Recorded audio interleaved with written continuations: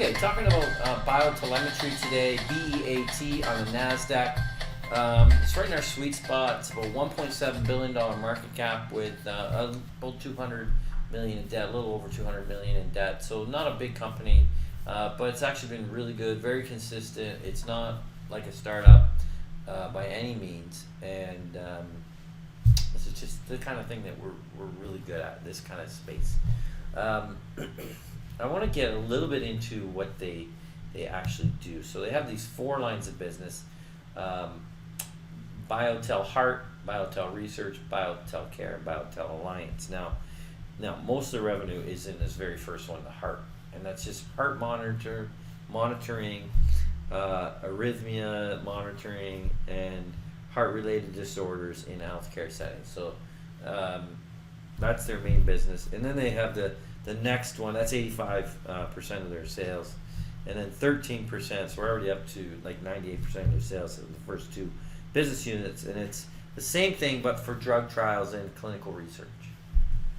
Okay, and then these other smaller ones are growing businesses, and they're just getting into them. So we want to focus on, I don't even want to put any value on those other businesses. I just want to focus on the heart monitoring business. And it's a good business model because it's like a recurring revenue model. They can take data from any one of the bigs. So some of the providers are like a Medtronic, Boston Scientific. So you'd have their device, and then it feeds the data into a biotelemetry software platform that can analyze it. So that's really good. They can take it from multiple vendors. The other slide I wanted to get into is this one. The market opportunity, $2.5 billion market opportunity, and growing. Okay, and they only have about 400 million in sales, so it's a big runway for growth. It's all about it. It's good for an aging population that we have. It's a good investment due to the aging population, and there's increased prevalence of chronic diseases. And this helps reduce healthcare costs. So it's in such a good space. Really happy about the space that they're in. I think it makes a lot of sense. Okay, next thing, we want to jump to our model, and it kind of just jumps off the page at you, right? You see the history here, and it's been ramping up since 2012, where it was 7% return on capital, jumped to 18. 24, 29, 28, then all the way up to 41 in 2018. Now, we have 3 quarters of data in 2019, and the trailing 4 quarters says it's only 39% return. So it peaked at 41. Might have been a little bit higher maybe after, say, Q1 or something like that. I could roll that back, but so let's say somewhere around 41. It's come back a little bit. Okay, and the stock also has come back. So that's what's kind of really interesting as well. A small turnover in return on capital and a big downturn in the stock. So if you see at the bottom there, these are really kind of the same chart. One is just a longer term chart. The one on the right, let's focus on that one. That is a 2-year chart.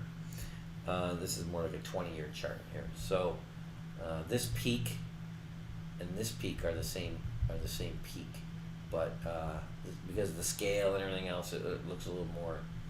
It looks crazier on the left, right? I think it's a little more subdued, but it was an $80 stock. It's now trading at 52. Now look, another thing I want to just talk about, but I don't want to overanalyze, is the stock chart itself. I don't do technical analysis, but I think anybody can take a look at this stock chart and say, hey, look, that looks like it found a bottom. It's trading much better in the last few months. In fact, it's up I'm going to see if I can get a number here. In the last 3 months, it's up 40%. Now, we're still down 20% on an annual basis.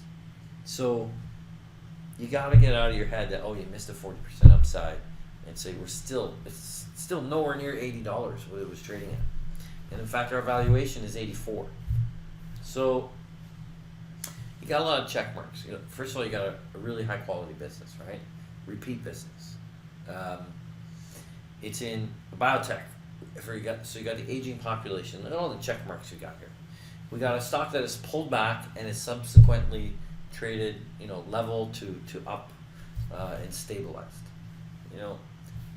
Every stock has risk. There's no question about that. But if we went through a checklist and you wanted to say, I want a stock that's a really good quality company that had a big pullback and now has stabilized, we got one. Okay? There's no guarantee, but it certainly looks like it's got all the check marks. It's got all the the probabilities on your side. Okay, so that's BioTelemetry, BEAT, $1.7 billion market cap.